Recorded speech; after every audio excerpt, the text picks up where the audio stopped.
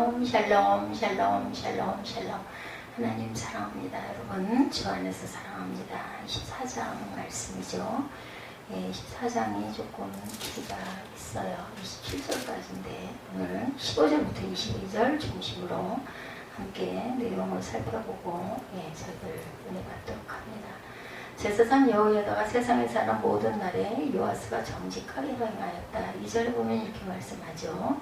이는 여호야다가 여호와의 말씀으로 그를 교훈했기 때문에 요아스는 그가 말씀으로 훈련하여 준 여호야다가 축자 하나님을 버리고 우상을 섬기죠. 너무나 안타까워요.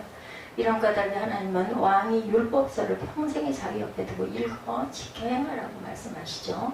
신명기 17장 18절에서 20절에 증거하고 있습니다. 열왕기하 12장 2절에도 요아스는 제사장 여호야다가 그를 교훈하는 모든 날 동안에는 여배 부식에 정직히 행하였으되 하나님을 요아스가 직접 만나지를 못한 거예요. 그러다 보니까 이런 아픈 사건들이 일어납니다. 모세가 광야에서 이스라엘에게 정한 새를 야훼께 드리라 했다. 9절에 보면 여기서 정한 새는 성전 보수에 쓰기 위한 세금을 말씀하고 있습니다.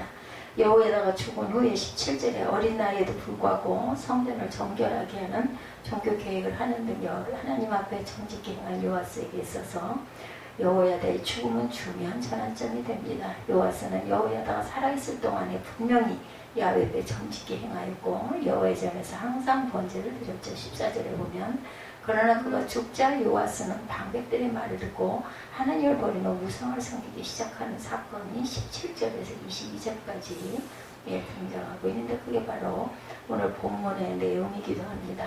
여호야다의 명령, 여호와의 율법은 언약이고 명령이다 이런 그 내용이죠. 출애굽기 15장 5절에서 8절 너희가 내 말을 잘 듣고 내 언약을 지키면 모세가 내려와서 백성의 장로들을 불러 야훼께서 자기의 명령하시고 모든 말씀을 그들 앞에 진술하니 백성이 일제히 응답하여 이르되 여호와께서 명령하신 대로 우리가 다 행하리라 이렇게 약속을 했었어요.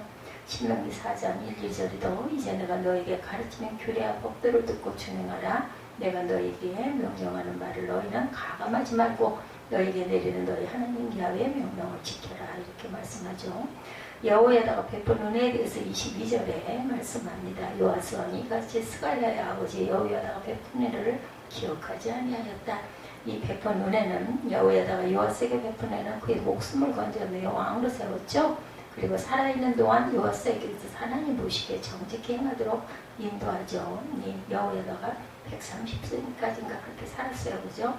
그러나 요아스가 그 은혜를 잊었을 때 우상 숭배자가 되고 여호야다의 아들 스갈랴를 죽이게 되죠. 이처럼 사람과 사람 사이의 은혜를 잊어서도 안 되지만 하나님의 은혜는 절대로 잊어서는 안 됩니다.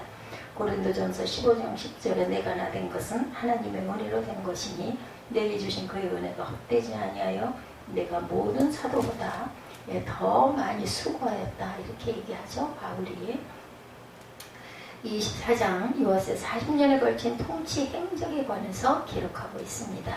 7세 어린 나이에 남왕국 유다의 제8대 왕이 된 요아스는 자신을 왕으로 추대한 제사장 여호야다의 도움으로 선정을 베풉니다. 그러나 제사장 여호야다가 죽자 하나님을 버리고 우상을 숭배하기 시작합니다.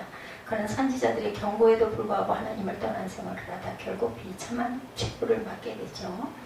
정직히 행했다. 요아스는 7세라는 어린 나이에 여호야다의 중심으로 한 유다 백성들의 도움으로 유다 왕위에 오르죠. 왕통을 이어가기엔 하나님의 은혜입니다. 그래서 여호야다의 보호 속에서 왕의 직무를 감당하게 되죠. 여호야다는 아버지가 자식에게 교훈하듯 요아스에게 교훈합니다. 그래야 요아스는 여호야다가 살아있는 동안에 야훼 앞에 정직히 행합니다. 마땅히 행할 길을 가르칠 그 대상 잠언 22장 6절이죠. 마땅히 행할 길을 아이에게 가르치라. 그러면 늙어도 그것을 떠나지 아니하리라. 주의 뜻을 아는 선지자 아모스 3장 5절 주 야훼께서는 자기의 비밀을 종 선지자들에게 보이지 아니하시고는 결코 행하심이 없으리라. 성전 수리를 명하죠. 5절에 보면 요아스 왕은 결혼을 하고 자녀를 낳은 이후 여호와의 전을 중수할 뜻을 둡니다. 성전의 넓은 부분들을 수리하기로 작정하고 레위인들에게 지시하죠. 이 요아스가 성전에서 자라서 이런 넓은 부분들까지도 아마 다 알고 있었을 것 같아요. 요아스는 성전이 빨리 중수되지 못하는 것에 안타까운 마음을 갖는데 이는 야훼께 대한 그 열심 있는 마음을 나타내 줍니다. 여호와스는 한 궤를 만들어서 성전 문밖에 두게 하고 백성들에게 성전세를 바치게 하죠. 이에 백성들은 기쁨으로 헌금을 합니다. 수리가 요구되는 성전 12절이죠. 오늘 본문 왕과 여호야다가 그 돈을 야훼의 전 감독자에게 주어 석수와 목수를 고용하여 야훼의 전을 보수하며 또 철공과 노수공을 고용하여 여호야다를 수리하게 하였다. 온 이스라엘에게 반포하죠. 30장 5절에 보면 드디어 왕이 명령을 내려 부엘세바에서부터 단까지 온 이스라엘 공포하여 일제히 예루살렘으로 와서 이스라엘 하나님 여호와의 유월절을 지키라니 이는 거룩한 규례대로 오랫동안 지키지 못하였다는 유월절을 지키죠. 날마다 번제를 드리죠. 14절에 보면 유다 백성들이 기쁨으로 드린 헌금은 예상 이상으로 많았으므로 성전 수리는 물론 성전 기구까지 만들게 됩니다. 여호와서 여호야다는 성전을 견고하게 중수할 뿐만 아니라 성전에서 드려질 제사를 위한 기구들도 만들므로 제사에 힘쓸 것을 행동으로 나타냅니다. 여호와서는 여호야다가 살아있는 모든 날에 모든 날 동안에 여호와의 전에 항상 번제를 드리죠. 불이 꺼지지 않았어요. 이처럼 날마다 제사를 드린다는 것은 날마다 하나님 앞에 자신의 신앙을 점검하고 경건하고 성결한 삶을 살았음을 증거합니다. 온전한 번제 신명기 33장 10절에 주의 법도를 야곱에게 주의 율법을 이스라엘에게 가르치며 주 앞에 분향하고 온전한 번제를 주의 제단 위에 드리리로다 이렇게 말씀합니다. 주께서 이름을 두신 곳이기도 하죠. 열왕기상 9장 3절이죠. 여호와께서 그에게 이르시되 내 기도와 내가 내 앞에서 간구한 바를 내가 들었은즉 나는 내가 건축한 이 성전을 거룩하게 구별하여 내 이름을 영원히 그곳에 두며 내 눈길과 내 마음이 항상 거기에 있으리니 여호야다가 이제 죽었어요. 장수했죠. 15절에 보면 여호야다는 130세의 장수를 누리고 죽음을 맞이합니다. 모세보다도 10년을 더 살죠. 그의 행적을 보아 그가 장수한 것은 분명히 하나님의 특별한 은총이었다고 볼 수가 있습니다. 그는 일평생 제사장으로 하나님께 충성했고 특별히 요아스를 아달랴의 손에서 구원해낸 아주 귀한 일을 했죠. 그리고 왕위를 잇게 한 그런 아주 귀한 사람입니다. 그래서 그 왕의 묘에 장사되었다라고 나타나죠. 그리고 요아스를 잘 지도해서 선정을 베풀도록 하죠. 이런 여호야다의 삶은 하나님을 기쁘시게 했고 하나님께서는 이러한 여호야다에게 130세라는 장수의 복을 누리게 하십니다. 정말 온전한 장수를 한 거죠. 여호야다의 죽음 15절이죠. 여호야다가 나이가 많고 늙어 죽으니 죽을 때 130세라. 우리의 제사장은 그리스도. 히브리서 38장 1절에서 3절이죠. 지금 우리가 하는 말의 요점은 이러한 대제사장이 우리에게 있다는 것이라. 그는 하늘에서 지극히 크신 이의 보좌 우편에 앉으셨으니 성소와 참 장막에서 섬기는 이시라. 이 장막은 주께서 세우신 것이요 사람이 세운 것이 아니니라. 대제사장마다 예물과 제사드림을 위하여 세운 자니 그러므로 그도 무엇인가 드릴 것이 있어야 할지니라. 이렇게 증거하고 있습니다. 열왕의 묘실에 장사되죠. 27절에 보면 일평생 하나님의 뜻을 쫓아 살다 130세라는 나이에 좋은 여호야다는 다윗성 열왕의 묘실에 장사됩니다. 이는 그의 삶이 하나님을 기쁘시게 했을 뿐만 아니라 백성들부터 굉장한 존경을 받았음을 증거하죠. 열왕의 묘실에 장사되어야 할 유다왕 요아스는 장사되지 못하고 장사될 수 없는 평민 여호야다가 그곳에 장사가 됩니다. 이는 그가 그 오랜 기간을 생존하며 꺼질 뻔한 다윗의 등불을 돋구는 귀한 사역을 잘 감당했기 때문이죠. 그래서 왕도 아닌 여호야다는 영광스럽게도 열왕의 묘실에 묻힘으로 그리스도의 나라에서 존귀한 위치에 있게 될 것을 약속을 받습니다. 그러니까 참으로 복된 생애를 장식했던 것을 볼 때 한 사람 지도자의 됨됨이가 개인과 사회, 국가에 얼마나 큰 영향을 주었는지를 우리에게 증거합니다.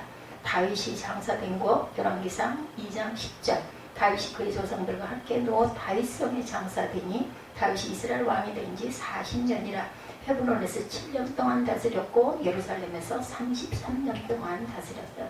예루살렘에서 다스린 시기는 남북이 완전히 통일된 상태죠. 그리고 헤브론에서 7년은 유다의 왕으로 즉위를 해서 있었습니다. 솔로몬이 장사된 것, 솔로몬이 그의 조상들과 함께 참해 그의 아버지 다윗의 성읍에 장사되고 그의 아들 르호보암이 대신하여 왕이 되니라. 요아스의 배교와 죽음, 솔로몬이 그의 조상들과 함께 참해 그의 아버지 다윗의 성읍에 장사되고 그의 아들 르호보암이 대신하여 왕이 되었다. 요아스의 타락이 18절에 나타납니다. 제사장 여호야다가 살아있는 동안에 여호와 앞에 정직히 행하고 야훼를 섬기고 날마다 번제를 드렸던 요아스 왕은 여호야다가 죽자 타락을 시작합니다. 이는 그가 방백들의 말을 들었기 때문이죠.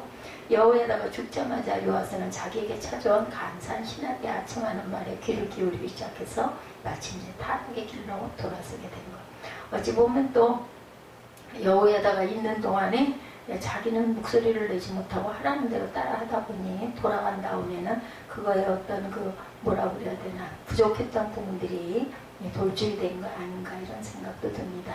이렇듯 사람은 누구든지 간사한 사람들을 아첨하는 말에 귀를 기울이게 되면 타락의 길로 빠져들죠. 순수한 사람일수록 타락은 더 빨리 타락합니다. 그래서 이것을 한 시편 기자는 복 있는 사람은 악인의 꾀를 쫓지 않는다 이렇게 말씀합니다. 타락하기 시작한 요아스는 하나님을 떠나 아세라 목상과 우상을 섬겨서 여호와의 종교개혁 이전으로 다시 돌아가고 맙니다. 여호와를 버리는 것만큼 큰 타락도 없고 야훼를 등진다는 사실만큼 명확한 타락의 징조도 없죠. 주께서 미워하시는 일이라고 말씀합니다. 신명기 16장 22절입니다. 자기를 위하여 주상을 세우지 말라 내 하나님 야훼께서 미워하시느니라. 그리스도를 배신한 가룟 유다가 있습니다. 그가 그때부터 예수를 넘겨줄 기회를 찾더라. 사단이 들어간 거죠. 스가랴를 죽인 부분이 21절에 여호야다의 사후 다시 우상 숭배의 죄에 빠진 유다 백성을 향하여 여호야다의 아들 스가랴는 하나님 말씀을 대언하죠. 스가랴 왕과 백성의 범죄를 책망하는 하나님 말씀을 선포하자 왕을 비롯한 무리는 스가랴를 여호야다 뜰 안에서 그만 돌로 쳐 죽입니다. 여호야다의 아들 스가랴를 죽인 요아스의 범죄는 자신의 생명을 고하고 왕위에 오르게 한 여호야다의 은대에 대한 배은망덕한 배신이었죠. 그리고 하나님의 성전을 모독하고 하나님의 말씀을 거부한 폐역한 범죄 행위이기도 합니다. 선지자는 여호와의 보내신 자죠. 예레미야 25장 4절에 보면 그러므로 야훼께서 그의 모든 종 선지자를 너에게 끊임없이 보내셨으나 너희가 순종하지 아니하였으며 귀를 기울여 듣지 아니하였도다. 하나님이 보내신 자를 핍박하는 인간들 누가복음 11장 49절 그러므로 하나님의 지혜가 일렀을 때 내가 선지자의 사도들을 그들에게 보내주니 그 중에 더러는 죽음에 또 박해하리라 하였느니라. 이런 일이 일어날 걸 다 알고 계시죠. 요아스의 죽음 25절이죠. 요아스가 여호야다의 아들 스가랴를 죽인 후에 얼마 있지 않아 아람 군대가 유다를 침공해 옵니다.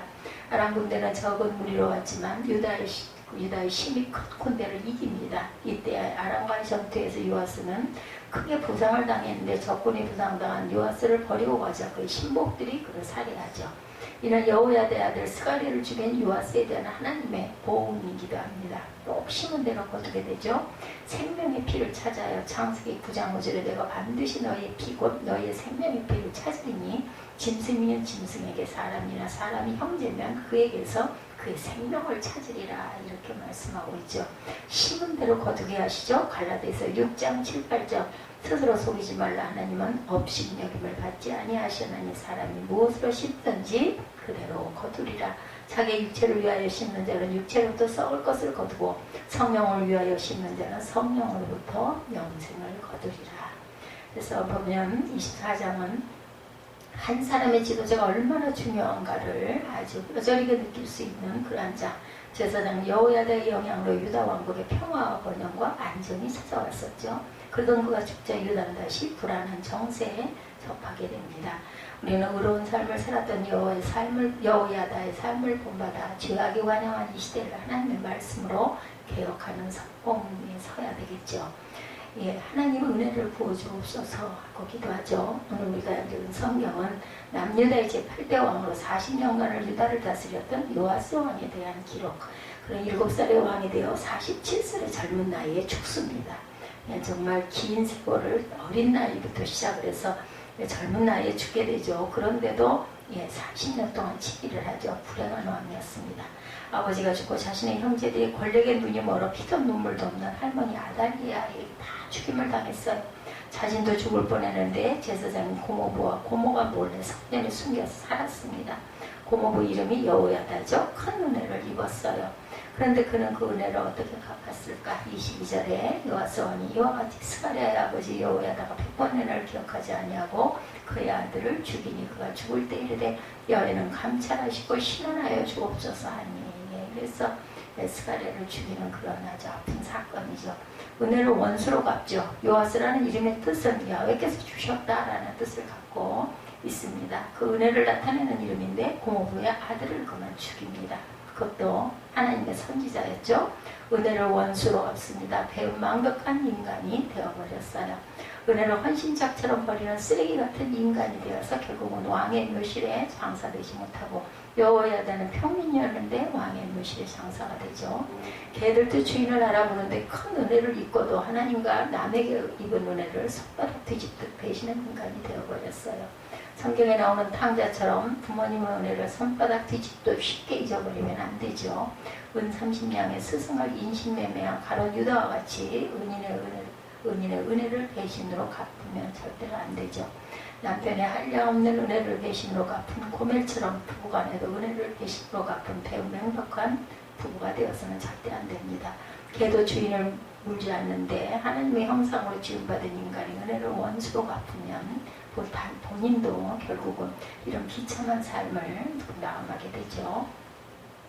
물에 빠진 사람 거저주니까 보따리 달라는 식으로 살면 무슨 복이 임하겠습니까? 우리가 요아스 왕처럼 배은망덕한 인간이 되지 않으면 과연 어떻게 살아야 할 것인가? 우리는 하나님의 은혜를 잊지 말아야 되겠죠? 왜 요아스가 배은망덕한 인생을 살았는가? 본문에서 이유를 발견할 수 있죠. 18절을 봅니다. 요아스는 여호와의 전을 버리죠. 그의 조상들이 하나님 여호와의 전을 버리고 아사랴 목상과 우상을 섬겼으므로 그 죄로 말미암아 진노가 유다와 예루살렘에 임하니라. 이렇게 증거합니다. 18절에 여호와의 전에 피해 그는 목숨을 건진 사람 아달랴가 유다 왕국의 씨를 말리려고 모두 죽이려고 했어요. 일단 22장 10절에 아하시아의 어머니 아달랴가 자기 아들이 죽은 것을 보고 일어나 유다 집의 왕국의 씨를 모두 진멸하였으나 이때 대제사장이 아닌 자신의 고모가 그를 숨겨서 살게 하죠. 12절이죠. 22장 요아스가 그들과 함께 하나님의 전에 6년을 숨어있는 동안에 아달랴가 나라를 다스렸더니 이렇게 증거합니다. 하나님의 전에서 6년 동안 숨겨놓아 목숨을 건져요. 근데 자기를 살려주는 성전을 버려버리는 것, 떠났다는 거죠. 예, 자신을 잊게 하는 하나님의 근본을 부정한 겁니다. 요즘 말하면 살만하니까 교회를 떠나는 그런 사건.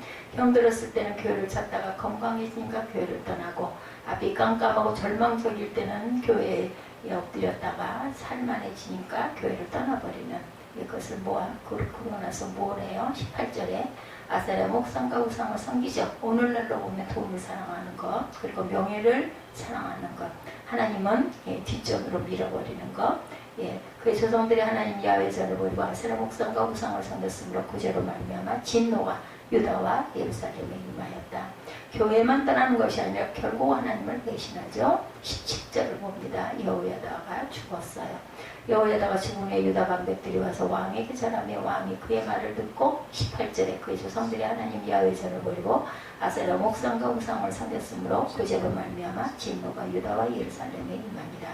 생명의 은인이고 신앙의 멘토였고 자신의 정신적 치유를 교차 바로 성전을 떠나고 하나님의 은혜를 배신하죠. 그의 의존적 신앙을 가진 사람이었기 때문이죠. 여호야다에게 의존했던 자신의 하나님을 만나지 못한 조금 발전하여 독립적 신앙을 가져야 할 텐데 그러지 못했어요. 가족 치료사 보엔의 이론에 의하면 분화가 이루어지지 못했다라고 말하고 있습니다. 사람은 태어날 때 개별성과 연합성이 같이 작용한다고 그래요. 홀로 독립하고 싶은 욕구도 있고 다른 사람과 같이 있고 싶은 욕구를 동시에 가지고 태어난다는 거죠. 홀로 있고 싶은 욕구는 독립성을 발전하고 같이 있고 싶은 욕구는 의존성을 발전한다는 겁니다. 그런데 사람은 가정에서 자라면서 정서적인 삼각관계가 이루어지죠. 아버지, 어머니, 자식 등으로 삼각관계가 이루어지는데 부모로부터 분화 수준이 낮을수록 의존성이 강하게 된다. 어릴 때부터 천혜의 고아가 돼서 제사장 여호야다를 아버지처럼 섬기며 살았으니 여호야다가 죽자 홀로 서기를 못한 거죠.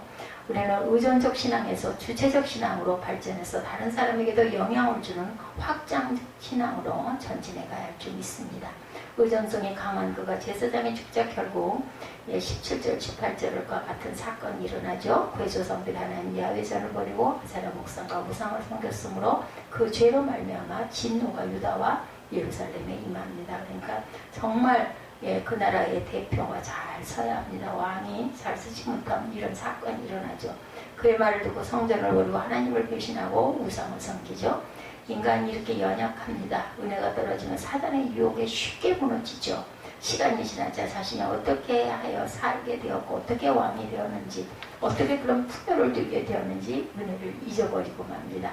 하나님의 은혜로 그렇게 되었다는 사실, 은혜가 있을 때는 얼마나 교회에 충성을 했는가. 24장 4절에 보면 그가 왕이 되자마자 처음 한 것이 야훼전을 보수하는 일이었죠. 은혜를 보답하기 위한 노력, 결국 성전을 어떻게 만들었어요? 13절을 보면 하나님의 전을 이전 모양대로 견고하게 하였다. 그리고 14절을 보면 모든 날의 야훼전에 항상 번제를 드렸다라고 나타납니다. 예, 왕이 매일 하나님께 예배 드렸다라는 얘기예요. 근데 은혜 떨어지니 성전도 버리고 하나님도 아주 버려버립니다.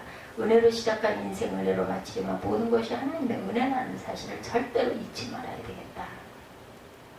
구원받은 것도 값없이 주신 하나님의 은혜죠. 맨 처음 인간인 아담과 하와를 창조하시고 그들에게 에덴 동산을 선물로 주신 일도 하나님의 은혜죠. 하나님의 명령을 무시한 채로 선악과를 따먹고 먹고 범죄한 그들을 용서하시고 그들에게 가죽옷을 지어 입혀주신 일도 하나님의 은혜입니다. 가인의 생명을 어느 누구도 해치지 못하도록 보호표를 주신 일도 하나님의 은혜죠. 예, 방주를 통해 홍수 심판으로부터 노아와 그의 식구들을 구원하신 일도 하나님의 은혜입니다.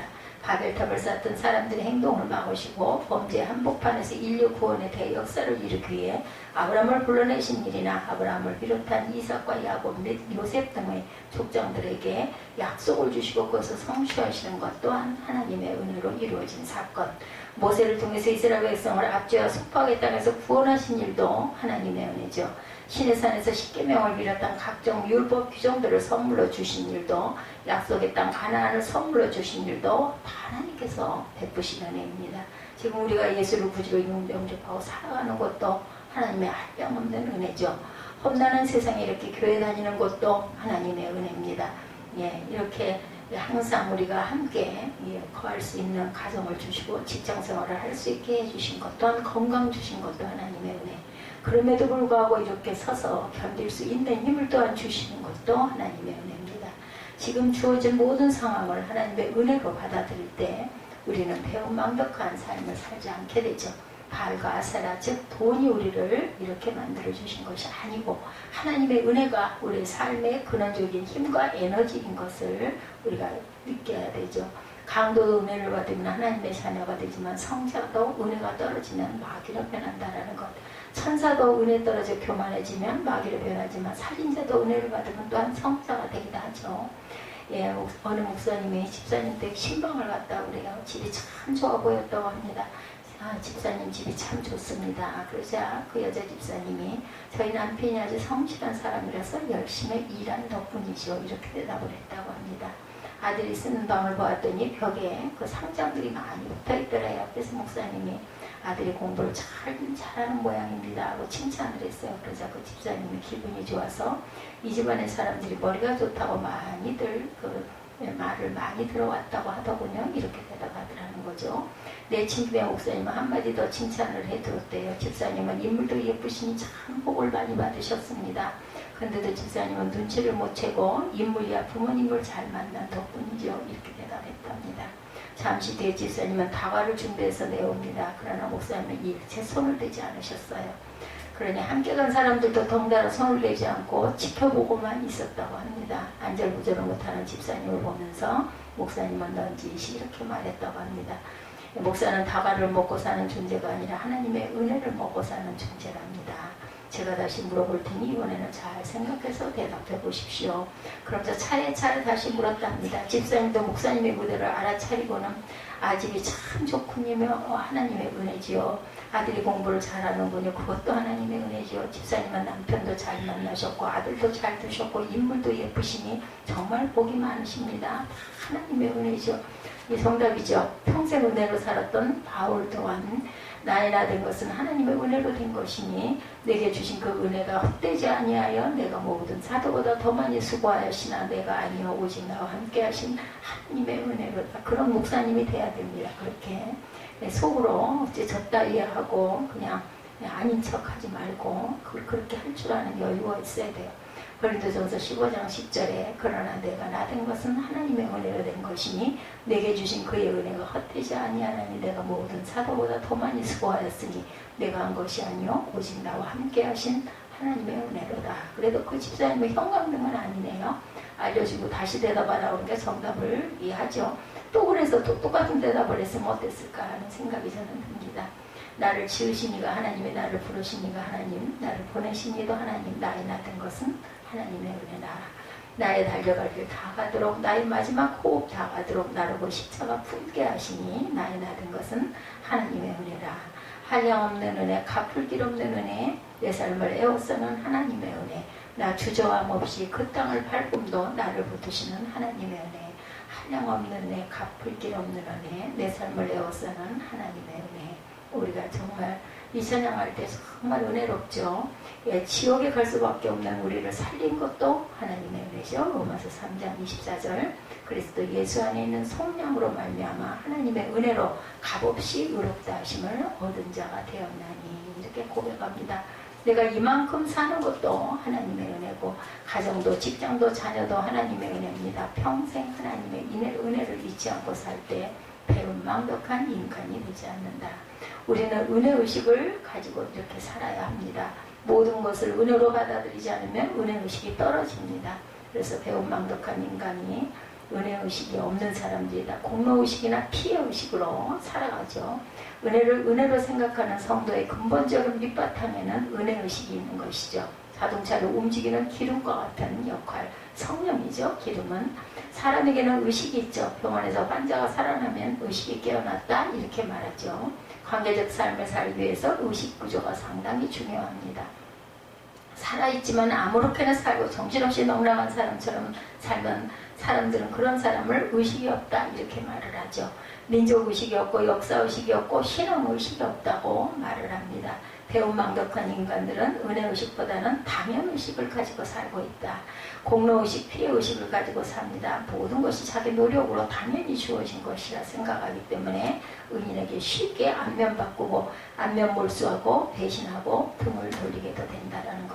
은혜의식이 없으면 어떤 현상이 일어나요? 첫째가 은혜의식이 없으면 은혜를 부담으로 받아들입니다.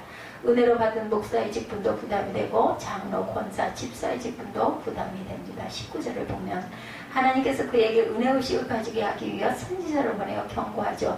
은혜를 주신 야훼께 돌아오게 하기 위해서 내 이름처럼 내가 왕이 된 것은 내 힘으로 된 것이 아니고 하나님의 은혜로 된 것인 것을 깨닫게 하기 위해서. 그런데 그는 듣지 않았어요. 오히려 돌로 쳐 죽이죠. 은혜가 떨어지면 말씀이 은혜롭게 들리지 않습니다. 부담으로 들려오게 되죠. 자신을 정죄하는 말로 들리게 됩니다. 자신의 자존심을 상하게 하는 말로 들리게 되고 자신을 비난하는 말로 들리게 됩니다. 꼭 나한테 하는 소리 같아. 왜 저 목사는 그렇게 그런 것만 꼬집어서 나를 빗대어 이럴까 이렇게 생각을 하니 은혜가 안 되죠. 사람들이 배은망덕한 이유가 다 부담이 됩니다. 부모가 부담이 되고 스승이 부담이 되고 목사가 부담이 되고 교회가 당연히 부담이 되고 하나님이 부담이 되고 사장이 또한 부담이 된다는 것. 자기에게 유익이 되면 배은망덕하지 않죠. 하나님의 말씀이 자기의 자존심을 죽이고 체면을 손상케 하고 자기를 모독하고 정죄하는 말씀으로 들리게 되니 부담이 되죠. 부담 없는 곳이 어디 있겠습니까? 부담 없는 남편만 찾으면 결국 창기가 됩니다. 부담 없는 교회만 찾으면 빨리 천국을 가야 합니다. 부담 없는 교회는 교회도 아니죠. 신앙 연륜이 깊어지면 부담은 더 커집니다. 부담 없는 회사가 없습니다. 초임되는 부담이 없다가 승진하면 할수록 부담은 점점 나를 짓누르죠. 부담 없는 회사를 찾아다니면 그런 회사는 세상에 없다라는 것. 은혜의식으로 부담을 십자가로 지고 가면 그 부담이 나를 성장시키고 나를 큰 그릇으로 만들어줍니다. 그 부담 때문에 하나님의 사랑받는 그릇으로 바뀌어 쓰임받게 되죠. 둘째는 은혜의식이 없으면 은혜가 의식을 지배하는 것이 아니라 의식이 은혜를 감정의 의식을 지배해버린다는. 그래서 하나님께서는 20절에 이 하나님의 영이 제사장 여호야다 아들 스가랴를 감동시키시며 그가 백성들 앞에 높이 서서 그들에게 이르되 하나님이 이같이 말씀하시기를 너희가 어찌하여 야훼의 명령을 거역하여 스스로 형통하지 못하게 하였느냐 하셨나니 너희가 여호와를 버렸으므로 야훼께서도 너희를 버리셨느니라. 이렇게 말씀하죠. 자기에게 은혜를 베풀어준 여호야 아들 스가랴를 보냈는데 자기를 살려주는 은인의 아들이기 때문에 웬만한 사람 같으면 그죠? 그의 지방과의 지난 은혜의 관계 때문에 그 은혜 의식이 살아났을 것인데 친구처럼 형제처럼 46년 동안 좋은 경험을 같이 하고 친하게 지냈을 텐데도 저와의 아버지가 나를 살려주었지, 나를 왕이 되게 해주었지, 나를 성전에서 아버지처럼 양육해 주었지, 아마 이런 생각을 하는 것이 정상일 것인데 스가랴가 무슨 말을 해요? 어찌하여 야훼의 명령을 거역하여 스스로 형통하지 못하게 하느냐. 여호와를 버렸으므로 야훼가 너희를 버렸다, 이렇게 말씀하죠. 죽을 거 알고 각오하고 이런 소리를 할 수 있는 그 은혜, 그 믿음, 이런 담대함이 필요합니다. 깨닫고 은혜 의식을 회복하고 돌아와야 했어요. 그러나 21절에 감정이 그의 의식을 노예처럼 부리죠. 스가랴를 돌로 쳐 죽입니다. 말씀을 듣고 회개한 후에도 하나님께 돌아오라고 말씀을 전했는데 죽였어요. 은혜의식이 망가지니 그렇게 선하던 마음이 자기를 살려주었던 은인의 아들을 듣기 싫다고 살해해버리는 그런 사건이 24장에서 일어나고 있습니다. 21절이죠. 무리가 함께 꾀하고 왕의 명령을 따라 그를 야훼전 뜰 안에서 돌로 쳐 죽였더라. 자, 어디에서 총전뜰이죠. 그것을 은혜로 원수로 갚아버렸어요. 무섭지 않았을까요? 감정이 인간을 지배하는 것 중 가장 악한 것은 분노 조절을 못하는 거. 이거 정말 필요합니다. 분노 조절할 줄 아는 것. 은혜의식으로 살지 못한 사람들 중에 분노 조절을 못하는 사람들이 참 많죠. 그 살인을 저지른 모든 사람은 이 분노 조절이 안 돼서이죠. 조금만 누가 싫은 소리를 하면 그동안 좋은 관계는 다 무시되고 감정의 노예가 되어서 인신공격을 서슴없이 하게 된다는 거.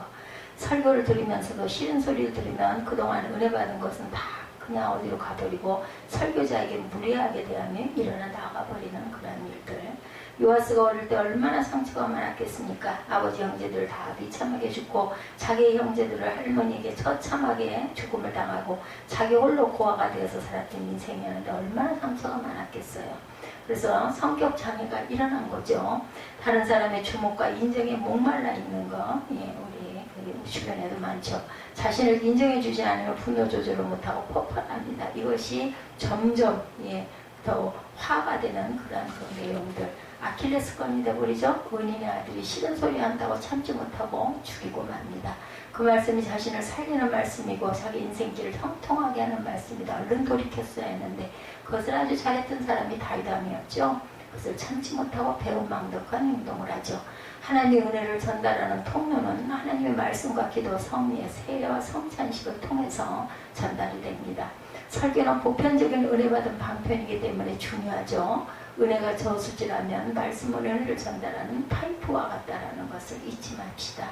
말씀을 전달하는 설교자는 수도꼭지를 여는 사람과 같다라는 건, 예를 들어서 선교하는 모든 사람들, 그리고 하나님께서 세우신 이러한 그 사람들을 절대로 하대하지 말아야 되죠. 성령을 통해서 전달되어지는 은혜를 설교자는 설교를 통해 부어내야 됩니다. 온전하게. 말씀을 듣는 자는 은혜의 생수를 받은 그릇이 되어야 되죠. 마음을 열어놓고 믿음으로 은혜의 말씀을 아멘으로 받아 뿌리를 내리고 싹을 내어 무성하게 자라 풍성한 열매를 맺어야 되겠죠. 셋째는 은혜의식이 없으면 좋은 성품이 아니라 나쁜 성품의 삶을 지배해버린다는 것. 나쁜 성품을 가진 사람이 없고 다 좋은 성품을 가진 사람이 없어요. 다 나쁜 성품을 가진 사람도 없죠. 은혜의식이 풍성하면 좋은 성품만 나타납니다. 상대방의 좋은 성품만 자꾸 보이죠. 은혜가 사라지면 똑같은 사람인데 마귀 같은 성품이 나와가지고 나쁜 것만 바라보이고 마귀 같은 것들만 자꾸 들여다 보입니다. 4절에 그 후에 요아스가 야훼전을 보수할 뜻을 두고 5절에 제사장들과 레위 사람들을 모으고 그들에게 이르되 너희는 유다 여러 성읍에 가서 모든 이스라엘에게 대하며 너희 하나님의 전을 수리할 돈을 거두되 그 일을 빨리 하라 하였으나 레위 사람들이 빨리 하지 아니하였다. 처음 왕이 되었을 때 이런 성품을 가졌었어요. 그죠? 중수할 뜻을 두자마자 무엇을 했어요? 제사장과 레위 사람들을 바로 모았습니다. 이스라엘 백성들에게 성전 수리할 세금을 빨리 거두라고 말하는데 레위 사람들이 빨리 하지 못했을 때 어떻게 해요?